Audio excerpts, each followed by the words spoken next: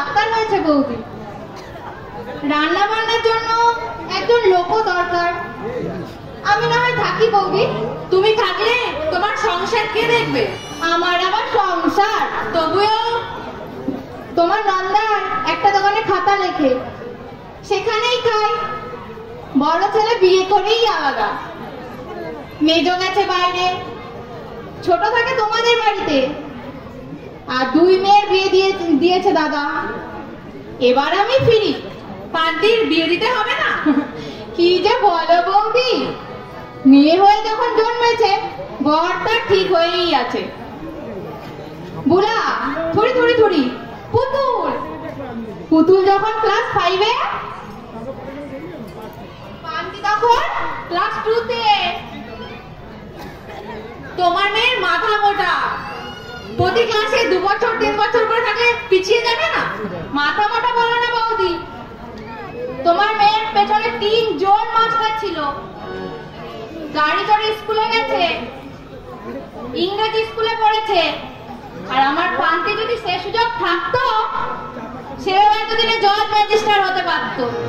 একটা কথা বলি শোনো ঠাকুরজি, কাকের পেছনে ময়ূর পুচ্ছ লাগালেই কাক কখনো ময়ূর হয়ে যায় না। তার কণ্ঠ শুনলেই লোকে বুঝতে পারবে এটা কাক।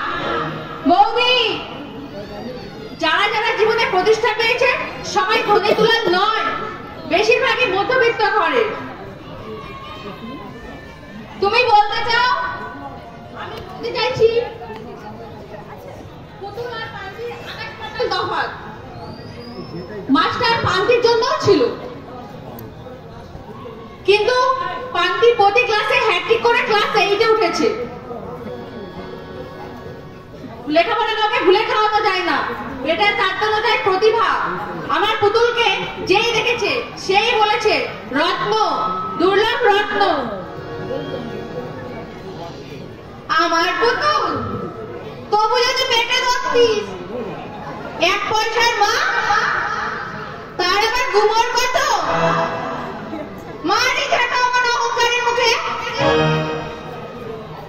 ওদের আশ্রয় আছি তাই মুখ ফুটে কিছু বলি না, তাই ওদের সাহায্য করছে। নইলে এই অরুণে না কাউকে ছেড়ে কথা বলে না। মা কি বললো? আমাকে কি স্কুলে ভর্তি করবে? মরণ নেই লক্ষ্মী ছাড়ি, 22 বছর বয়সে স্কুলে ভর্তি হবি? ছোট লোকের মেয়ে না হলে ফিরতি ক্লাসে 2-3 বছর করে পড়ে থাকিস। শুধু শুধু গাল দিচ্ছ কেন? শুধু তো গাল দিচ্ছে পোড়ামুখী। দেখতে শুনতে যদি একটু ভালো হতিস, তোর মামি কত কষ্ট নিত। তা জাম্বুয়ানির মেয়ে হনুমানের মানে তো উর্বশী হবে নাকি শুনি? মরণ দশা। কি আশ্চর্য, মামি নিজের মেয়ে থাকতে। নিজের মেয়ে? নিজের মেয়ে জন্মের হতে হলো না, ও তো 1 পয়সার মা। কি আবার আবার বলছো? 1 পয়সার মা? 1 পয়সার মা আবার কি? 1টা পয়সা দিয়ে তোর মামি ওকে কিনেছিল। মা, তুই আমাদের কাউকে বলিস না, ওদের সাহায্যেই বেঁচে আছি। তোর বাপটাও যদি একটা মানুষ হতো, তাহলে চোরের মতন না থাকতে হতো না। পুতুল তাহলে মামি নিজের মেয়ে নয়? না, তোর মামি বড় বোনের মেয়ে। কিন্তু খবরদার পান্তি, এ কথা ভুলেও মুখে আনবি না। শুনলে বৌদি কিন্তু ঘাত ধরে বাড়ি থেকে বার করে দেবে। আমি বললাম তুই পেটে রাখলি ব্যাস। যাই বলো মা, মেয়েটা কিন্তু ভালো, কিন্তু মামির পেটে পেটে হিংসুরে বুদ্ধি। কিছুতেই ছোটবেলাতেও পুতুলকে আমার সঙ্গে কিছুতেই মিশতে দিত না। টাকার গুমর, বুঝলি মা, টাকার গুমর। অথচ ওর বড় বোনটা আমাদের থেকেও গরিব। চল চল চল, খান খাওয়া করে নিবি, বিকেলে বাড়ি যেতে হবে। পুতুলকে বলে আমাকে এখানে রেখে যেতে পারো না মা? আমার পাড়া গায়ে একটু ভালো লাগে না থাকতে। কর্তার ইচ্ছে কর্ম বাছা, কর্তার ইচ্ছাই কর্ম। তা বৌদিকে বলে পুতুল তো একাই থাকবে, একজন সঙ্গীও দরকার।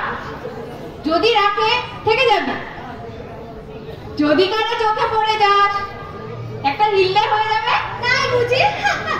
তুমি যে কি বলো না মা, পুতুল যদি আমার সঙ্গে থাকে কেউ আমার দিকে ফিরেও তাকাবে না। হাসছিস মুখ পুরি? হাসতে তো লজ্জা করে না? না মা, আমি নিজের চেহারা সম্বন্ধে যথেষ্ট সচেতন। কাজেই পুতুলের ওপর আমার কোনো রাগ নেই। ও যদিও পেয়েছে ভগবানের সহায়তা, কিন্তু আমার ওর উপরে হিংসে নেই, আছে শুধু আন্তরিক শ্রদ্ধা ও ভালোবাসা। এই মেয়েকে নিয়ে আমি কোথায় যাব মা? এত করে বলছি একটু সাজগোজ কর, একটু শুনু পাউডার মা, একটু লিপস্টিক মা, পুতুলের শাড়ি আছে